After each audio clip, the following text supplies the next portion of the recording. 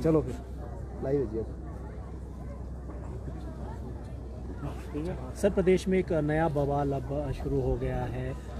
मुर्गे पर, जो जंगली मुर्गे पर वो बवाल शुरू हो गया है। सर, पिछले कल जो डिनर में जो जंगली मुर्गा परोसा गया है मुख्यमंत्री को, आपकी क्या प्रतिक्रिया?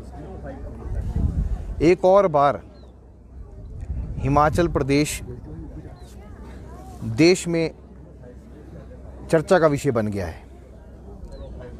और अभी समोसा प्रकरण अच्छे से जो है वो प्रकाशित तो हुआ नहीं था, और उसके लिए तो प्रदेश को नेशनल अवार्ड मिलना चाहिए, और अब दूसरे अवार्ड की ये तैयारी कर रहे हैं।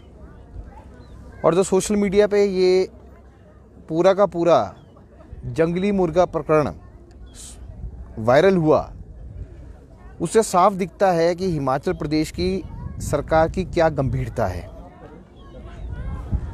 सबसे पहले मुख्यमंत्री जी पब्लिसिटी स्टंट करने के लिए जो है वो लगातार ग्रामीण क्षेत्रों के दौरे करके दिखाना चाहते हैं कि मैं पहला मुख्यमंत्री हूं जो रात को वहां रुका हूं। पर मुख्यमंत्री पद की गरिमा, क्या उसके बारे में मुख्यमंत्री जी प्रदेश के जनता को मैसेज दे पा रहे हैं? आप देखिए किस प्रकार से जो है वह लगातार जब सत्ता में आए थे तो उन्होंने जनमंच का मजाक उड़ाया था। और जनमंच तो वो सेवा थी जो जनता की सेवा थी, और वहाँ पे जो है लोगों को चपातियाँ और सब्जियाँ खिलाई जाती थी। पर मुख्यमंत्री अपने वीडियो में टिक्कर नामक गांव में वहाँ पर जो है वो जंगली मुर्गा खिलाने की बात कर रही है। अब देखिए किस प्रकार से मुख्यमंत्री जी ने वहाँ डीएसपी को भी ऑफ़र किया कि आप मुर्गा खाएंगे।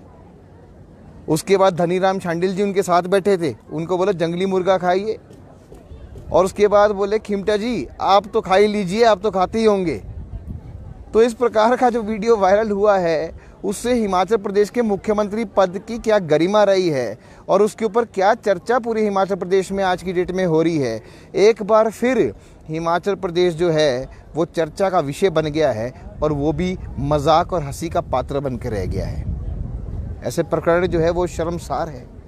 और ख़ासकर जब हम हिमाचल प्रदेश को देवभूमि कहते हैं, जहाँ देवताओं को पूजनीय माना जाता है, जानवरों को पूजनीय माना जाता है, उसके ऊपर इस प्रकार की टिप्पणी, और वो भी गांव में किसी के घर पर। इसके उपरांत वाइल्ड लाइफ प्रोटेक्शन एक्ट का मैं यहाँ जिक्र करना चाहूँगा कि वाइल्ड लाइफ प्रोटेक्शन एक्ट 1972 में बना था और 2022-23 में संशोधित हुआ था। उसमें साफ लिखा है कि जंगली मुर्गा एक शेड्यूल्ड कैटेगरी बर्ड है, उसका शिकार नहीं किया जा सकता, जहाँ की प्रदेश में जो है शिकार पर प्रतिबंध लगा हुआ है। और आप वहाँ पर सरकारी मेन्यू में आप प्रकाशित करते हैं कि जंगली मुर्गा मेन्यू में डिनर में चीफ गेस्ट को और लोगों को दिया जाएगा। तो यह तो आप देखेंगे कि मुख्यमंत्री की भी खामी है, प्रशासनिक अधिकारियों की भी खामी है, और जब समोसे पे जांच बैठी है तो निश्चित रूप से जंगली मुर्गे पे भी जांच होगी, और उसमें जो है वो कमियां पाई जाएगी कि आपने जो है मेन्यू जो प्रकाशित किया उसमें जंगली मुर्गा लिख कैसे दिया। तो एक के बाद एक ऐसी घटनाएं हो रही है जिससे हिमाचल प्रदेश लगातार जो है वो शर्मसार हो रहा है, और हिमाचल के लिए ठीक बात नहीं है। तो मेरा मानना ये है कि मुख्यमंत्री को इसमें कड़ा से कड़ा संज्ञान लेना चाहिए।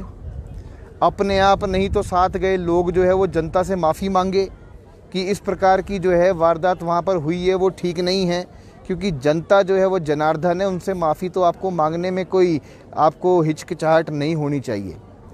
तो कुल मिला के यही प्रकरण है, और इसके लिए भी मैं मानता हूँ कि हिमाचल प्रदेश की कांग्रेस सरकार को अवार्ड मिलना ही चाहिए। नंदा जी, जिस तरह से आप बोल रहे हैं और ये वाइल्ड लाइफ प्रोटेक्शन एक्ट का यहाँ पर उल्लंघन हुआ है, तो भाजपा इसके खिलाफ कोई शिकायत करेगी? देखिए, हम निम्न स्तरीय राजनीति नहीं करते हैं। वैसे तो इसके अंदर प्रावधान है कि 3 से लेके 7 वर्ष के लिए जो है सज़ा भी सुनाई जा सकती है, और एक गंभीर आरोप है। आपको याद है कि इस तरह जैसे बोर हंटिंग है, उसके ऊपर भी कहीं भारत में जो है वो डिसीजंस पहले आ चुके हैं।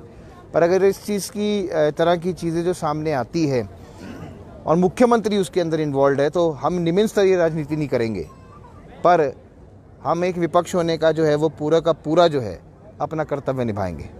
इससे पहले नंदा जी जनमंच कार्यक्रम को लेकर जब पूर्व में भाजपा की सरकार थी, कांग्रेस कई सवाल उठाती थी, तो अब ये जो कार्यक्रम कांग्रेस सरकार की तरफ से शुरू किया गया है, तो इसमें क्या जनता की समस्याएं हल हो पा रही हैं? क्या कहेंगे, क्या लगता है जिस तरह से कार्यक्रम हो रहे हैं? देखिए, पॉलिटिकल टूरिस्ट बन बैठे हैं और मुख्यमंत्री पूर्ण तरीके से पॉलिटिकल टूरिस्ट दिखाई दे रहे हैं। जनमंच में तो लोग आते थे, लोग जो है उनकी समस्याओं का समाधान होता था और लोगों के समस्याओं के निवारण के साथ उनको भोजन कराया जाता था। अधिकारी साथ रहते थे, एक ऑथराइज्ड मंत्री उसके अंदर रहता था और समाधान होता था।